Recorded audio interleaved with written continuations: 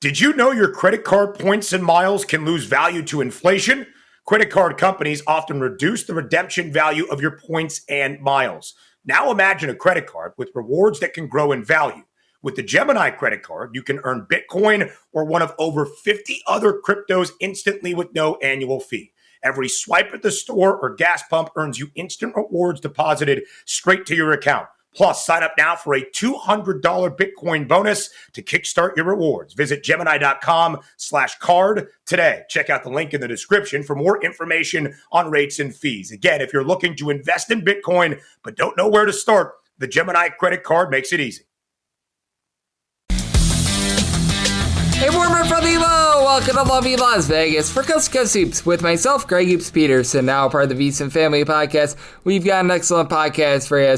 Today, we're going to be joined by one of our good buddies, Colby Dant. He does such amazing work over at the Sports Gambling Podcast Network. A lot has happened since we chatted with Colby. I would say about 3 or so weeks ago. We've had 4 different coaching moves happen. We're going to be talking about the ripple effects with that. I know that he and Ryan McIntyre do such great work over at the Sports Gambling Podcast Network with the show The College Experience. They're starting up their coaches series where they're interviewing a whole bunch of coaches. We'll be talking about that. If there's any takeaways to be had from some of this coach speak that we're going to be getting as media days are starting up for a lot of these conferences as well. I personally am of the belief that while media days are great for fans and everything like that, if you're looking for betting angles, you're really not going to find too many of them. It's a lot of win-win for the Gipper speeches and everything like that has all the fans fired up, but taking a look at things in terms of being able to find edges, I don't know if we're going to be able to find them, but we will ask Colby about that, and then perhaps a few teams that he's bullish/bearish on as well. We always get great insights from Colby, and we're going to get those once again today. Just a friendly reminder on this podcast, we've got 4 conference previews remaining. Big 12 should be coming up within the next few days, and then we've got the Big East, the Big 10, and the SEC, so the big bomber conferences, so be on the lookout for that. We're going to be with you guys every single day to get you guys set for what is going to be an amazing college basketball season as well. So if you do like hearing from this fine podcast, Coast to Coast Hoops, you're able to subscribe wherever your podcasts, Apple Podcasts, Google Play, Spotify, Stitcher, and TuneIn. If you have a question, comment, segment idea, what have you for this podcast, you have one of 2 ways we offer those in. First one is my Twitter/X timeline at gunit_81. Keep in mind, letters EM, name does not matter. So as per usual, please do send these into the timeline. And the other way is find an Apple Podcast review. If you rate this podcast 5 stars, it is very much appreciated. From there, you're able to fire in whatever you'd like to hear on this podcast via that 5-star review. Well, I did not get in any Twitter/X questions today. Everything is powered by EdgeBoost. EdgeBoost is making sure that bettors are able to have access to their funds whenever and wherever with EdgeBoost. 100% of gambling transactions do indeed get approved, and we go to EdgeBoost.bet. Put in that promo code of Greg, GREG, that gets you a $1 for $1 match on your first deposit up to $25. Now let's chat with our good friend Colby. Does absolutely excellent work over at the Sports Gambling Podcast Network. You're able to follow him on the old Twitter/X at the Colby D altogether. And Colby, it's always a pleasure, my friend. Thank you so much. Oh, glad to be here, man, and counting the days. You know, I've already pinpointed a couple media days I'm going to stop by. I've pinpointed a couple games I'm already going to the opening week of the season, so it's right around the corner, man. Glad to be here, and thanks for having me. It's great to have you aboard, Colby. And Colby, this time of year, typically we're doing our conference previews. We know what we've got from these teams, and you'll get like 1 or 2 coaching moves that happen because you get like some sort of scandal that pops up. But we have seen 4 coaching moves here over the last 3 weeks, and just how do you take a look at all these? Because it's not like it's necessarily an anti-air quotes your trend, because all 4 are for very different reasons, and it just makes it very intriguing when you're doing your conference previews, when you're doing your team previews, because we now have 4 teams that might look completely different than we were anticipating coming into the start of the season. Yeah, 100%. And once again, I mean, last year we had Tony Bennett. I'm trying to remember if there was another one right before the season. Was that? I guess it was a few years ago. Obviously, we had Wichita State, Manhattan, but typically we get like 1 or 2. Yeah. I think didn't Sanchez leave for UVA as an assistant? I don't know. That might have been mid-off season, but yeah, I mean, shocking. And some of them you can understand the administration's reasons, but some of them also surprising in a way. I don't know if they had the best interest of their universities. You know, I guess that's the nature of the beast to a certain extent, but I also find it a bit crazy when you preach a certain thing to then do what you did. So each one definitely unique compared to the other ones, but very fascinated to see how these teams end up. Maybe it could be a blessing in disguise. You've seen this before, by the way, where it can actually kind of be a blessing in disguise long term.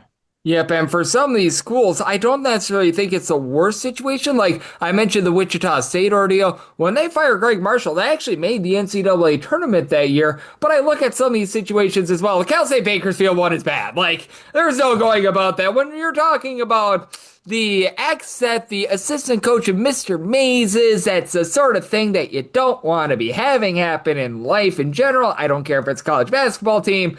I don't care what it is. That's just bad. And I look at that Wofford ordeal too. That one I think is very toxic because you can't coach over off-campus meal plan use. You're bringing a guy that was an assistant at Virginia Tech who played for the university previously in Geldner, but I mean, it's a situation of bait and switch for those players. And those are the two situations where I think that it could really get bad. The Wofford one, I'm intrigued. I don't know that that's going to go bad. The Bakersfield one, I just feel like, can we just go ahead and say that I would be very surprised if they're good? And I thought Bakersfield was actually going to be in the top 4, top 5 of the Big West because he had so many Big West coaching moves happen at like UC San Diego. Well, now UC San Diego, who I had below Cal State Bakersfield, yep, they got immediately leapfrogged above them in my power rankings. No, I'm with you too. I mean, that one catastrophic impact, perhaps. We'll see how they do because there is opportunity. That to be honest, that's probably the conference with the most opportunity. But with all 4 of these, I guess in one way we could be the most wrong on that because I feel like there's the most unknown for this season within that conference. So the Wofford one, though, I tend to think will burn them for their chances to win the conference. I think you can say that that's probably. Furman is just such a good team in that conference too. I was picking them to start with. I love the SoCons. And another thing is, Greg, and I'm curious if we'll see this, but you have that 30-day window to transfer. So, when a coach leaves, the NCAA has a rule for 30 days you can transfer.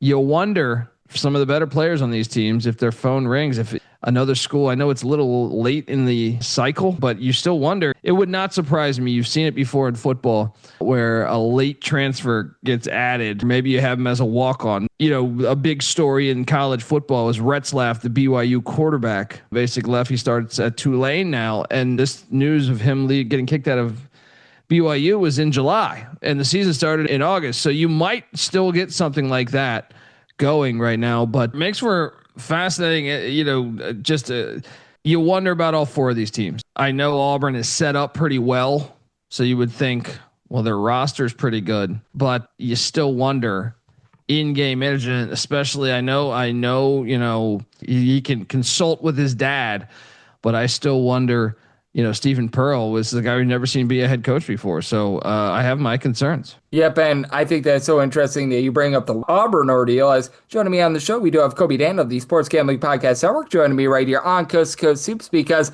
with regards to that Auburn ordeal, I think you might actually have the most team chemistry with Auburn because, Stephen Pearl, he takes after his father. His father's not going to be completely going away into the abyss. He might still be in the public spotlight. We don't know about the political career or not. That's not going to be discussed on this podcast. We're going to keep it to basketball here for you folks, but still, with regards to Stephen Pearl, going from being an assistant to being the head man in the SEC, I think is just so difficult because if this were a move that was happening in, say, the Ohio Valley Conference, I wouldn't have too much concern, but in the SEC where the margins are so thin and where the talent level and the level of play in general is just so second to none, I think that that's where the coaching change could really manifest itself the most, where Auburn, maybe they win that game by a possession if Bruce Pearl is out there. If Stephen Pearl is out there where he's unfamiliar with a late game situation with his team down a point or two with 10 seconds remaining, that could be the difference in Auburn winning like 2 or 3 games this year. Yeah, and you wonder how much of an impact, it's tricky, I think. Have we seen a scenario like this?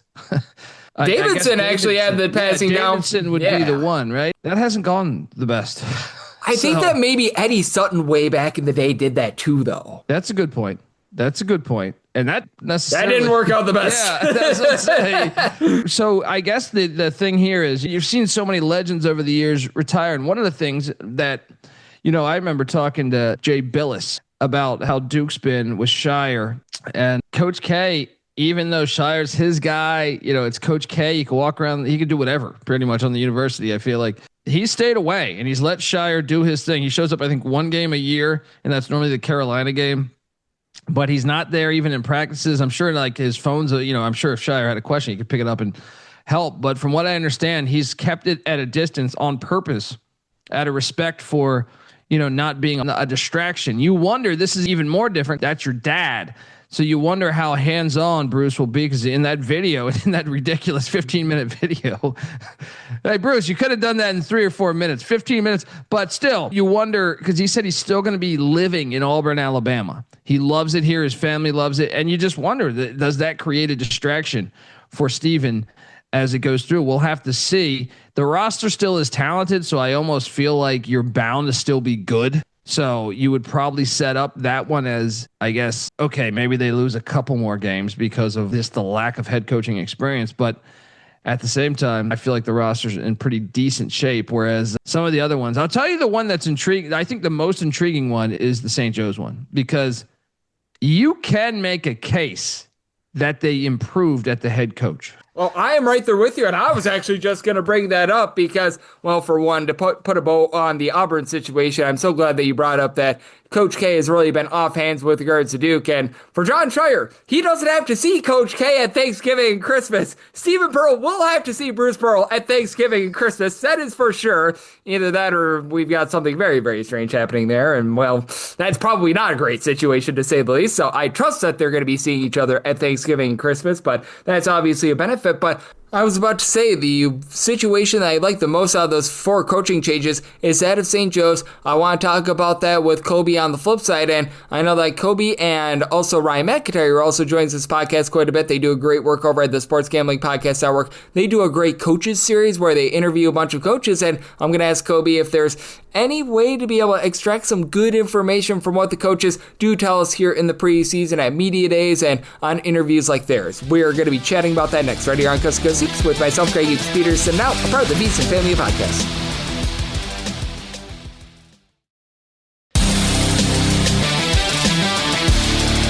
Here in lovely Las Vegas for Coast to Coast Hoops with myself, Greg Hoops Peterson, now part of the Beats Family Podcast. Always great to be joined by Colby Dan. He does such an amazing job over at the Sports Gambling Podcast Network, taking a look at this great game that we all know and love of college basketball. You're able to follow him on the old Twitter/X at the Colby D. And Colby, we left off by chatting about just these coaching changes in general, and I was about to say before you mentioned it that the coaching change I like the most out of the 4 that we've seen here in the last few weeks, that would actually be that of St. Joe's, because with Billy Lange, he was a fantastic recruiter, but a guy in terms of X's and O's that I really didn't have a lot of faith in. And for Steve Donahue, he probably is not the world's greatest recruiter because he's spent much of his career coaching out there at Cornell and Penn, where you're really not having a lot of NIL. You don't have any scholarships to give out, but he knows X's and O's. He got Cornell to the Sweet 16 many, many years ago. And I feel like with St. Joe's, the fact that we haven't seen anyone transfer yet, and they still have a few weeks, but as of right now, you'd think if they were going to transfer, they would have done so by now.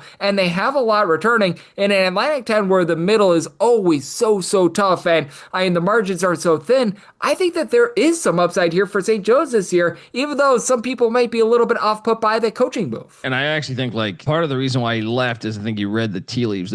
Sure, the Knicks offered a good contract or so, a good opportunity. He's not even on the coaching staff too. I think he's more in the front office. Yeah, I think he kind of just read the room. It's being like, this is my last year. Probably. This is an upgrade to me. This is an upgrade. Now, maybe the timing is not, you maybe like to get the timing down a little bit better if you're the university, but man, he won 21 games one year, I think, at Boston College. And like, to me, I know the wheels fell off. He had an 8-win season. They fired him, but there's been years where I've been very impressed with definitely the Ivy League runs, but still they're a better basketball coach team today than they were yesterday, in my opinion, like in-game coaching. And we'll see if that can pay off this year for St. Joe's, because that has been their knock really prior, ever since Martelli and the way they handled that, which we can criticize that as well, but they have just not put it together. They've had super talented rosters that I thought should have contended in the conference and perhaps won the conference. They've just lacked consistency, Greg. I mean, how many times do we see them, win a big game against a team that and you see the potential, whether it was Villanova, whether it was whoever, you saw the potential in that team, and then 2 days later they go down to George Washington and lose, or they go down to Davidson and lose, or they go down wherever and lose. They have been a hard team to really understand during his tenure. So I think Donahue gives them a chance to perhaps coach this team better. I actually think the talent level has been pretty solid on this team. Yep, I'm right there with you. For St. Joe's, I actually do think that this is going to help them out a little bit. And as we know in that Atlantic 10, there is opportunity to be had because it just feels like these teams just pulverize each other in terms of conference play. Even the team that a lot of people are picking towards the top in VCU, they've got a new coach as well. So that's going to be a lot of fun. And I do think that for St. Joe's, they do have quite a bit of upside. And Colby, we are talking a lot about coaches. So I want to bring this up because you and Ryan McIntyre over on the Sports Gambling Podcast Network do something really good every single year with your coaches series. You're going to be interviewing a bunch of guys, mid-major, high major, we name it. You guys interview them, and I know you guys are getting set with your conference previews as well. What sort of questions are you going to be asking these coaches, and do these interviews ever really, shall we say, change the way that you view a team? Because we're coming up on media days now for a lot of these conferences, and as we know, it's a lot of coach speak, it's a lot of fluff, and if someone's not speaking highly of their team now, you probably shouldn't be trusting in them too much for the upcoming season. But can there be something that a coach says that maybe causes you to look just a little bit differently about that team? Or is it mostly just a case where the coach says what's expected and you pretty much keep it moving? I think it depends on the personality, man. Like, I've been going to media days for a while. Actually, I'm glad you brought this up because I'll be out in Vegas for Mountain West media days. I'm going to ACC media days, trying to knock down the American and maybe even a few other conferences. But here's the thing about media days is, yes, it depends on the personality. There are certain coaches, and I go to football media days as well. So like, there are certain coaches that are just like a machine, like, just you press the button and I'm going to give you this, and you really can't learn anything from it. We're on to Cincinnati. Yeah, 100%. Like, and I've taken the bait before and lost, obviously, in some of these ones where I'm just like, but I do believe you can learn nuggets of stuff in there. Like, this is an impact freshman that I perhaps did not see. Or maybe he's right of adding these pieces on this bench. You can kind of concoct this, but maybe you're not paying as close attention as you should because there's 360 teams. Is that maybe they're more veteran than I realized with this many starts. So I do think you can get certain things from media days, but it is tough to decipher through everything. That's another thing is the more you learn the coaches, I think the better you'll have an understanding of, okay, this guy just he presses the button. This guy is actually giving you something. Like Tim Miles at San Jose State last year, I felt like he gave me something as far as some of the players. Obviously, they weren't setting the world on fire, but I valued them better after media days. I thought they'd be a chippier team, and a couple of the players that he had noted to me were difference makers for that team. That was one that really, I thought it stood out, and I thought he was sincere with telling me that. But there's other ones where, you sign up and this team's going to be really good this year. But there is value to it, man. I know that some people disagree with me, but I can tell you with 100% validity, there are certain times where I've gone, whether basketball or football, I've gotten something that paid off to me. But yeah, I've also, to play the role reverse, though, I can remember plenty of years. I remember one year I swallowed the pill on Air Force basketball with the returning production. And I was like, you know what? They might be pretty good this year. Or I think one of the final years of Tony Bennett, I thought like, you know what? Maybe they're better than I realized. I trust Coach Bennett, and they were not that good. There's times where you can fall for it at the same time. So I guess you just take it all with a grain of salt. And it's still so sad that Tony Bennett's last game ever coached was that Colorado State game where they quite literally went 40 minutes of real time without scoring a single point. It was one of the most brutal games I've ever watched. Yeah. And Greg, one of the things I know we were talking, just not to sidetrack, that game was brutal, but you saw Keontae Jones transfer to Dayton. That was a guy from Northridge that left. And you wonder, granted, that was, I think August 1st or something, but maybe read the tea leaves on what was going on there. You wonder if we're going to see any. I kind of fully expect somebody to transfer from these four schools over the next. I guess it changes per school based on when the news is announced, where you get that 30-day window. But don't you expect some of these guys to potentially leave, especially when you look at Bakersfield or something? I kind of expect some of the other teams within the conference, if you have an open roster spot or something, saying, hey, come walk on here, right? Yep, I would expect that perhaps from Wofford and Bakersfield are the main two that I'm taking a look at, because I would have thought with St. Joe's they would have probably done so by now. And with Auburn, if they really want to transfer, there's not a lot of teams with the NIL money that Auburn has, so that's going to be a little bit difficult for them, and obviously for a lot of these guys, because unlike in football, classes have already started in college basketball, so that means that they would probably need to sit out the first semester as well, especially if you're an Auburn guy that you know that you're getting the money.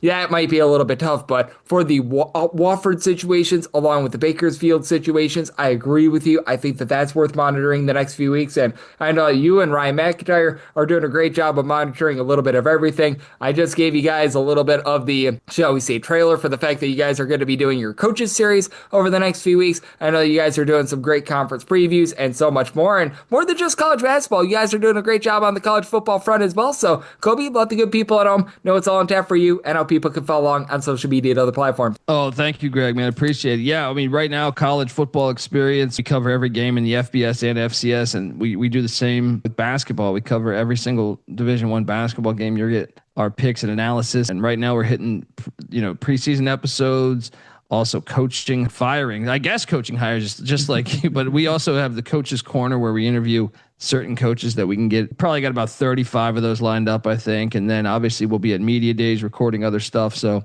got that as well. And we also have the college baseball experience. All those come together, youtube.com/the college experience, iTunes, Spotify, all that stuff. And you can find me on Twitter at @TheColbyD, part of the Sports Gambling Podcast Network. So I appreciate everything, Greg. Always a pleasure, and can't wait for the season, brother.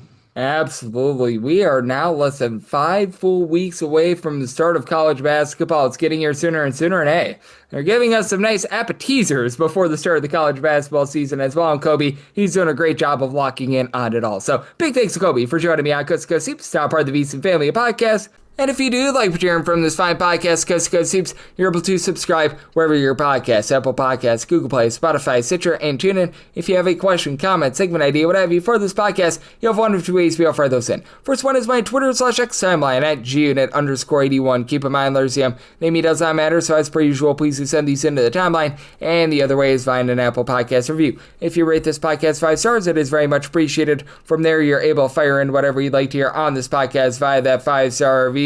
As I mentioned at the top, we've got 4 conference previews remaining. We are into the big bomber conferences, so if you miss any of the previous conference previews, wherever you're getting this podcast, Apple Podcasts, Google Play, list goes on and on, they're all right there. We hit the smaller conferences first, and now we're into the big boys, and we're with you guys every single day on this podcast, regular season and off season, to make this the best college basketball season ever. So I'll be back with you once again tomorrow. Thank you.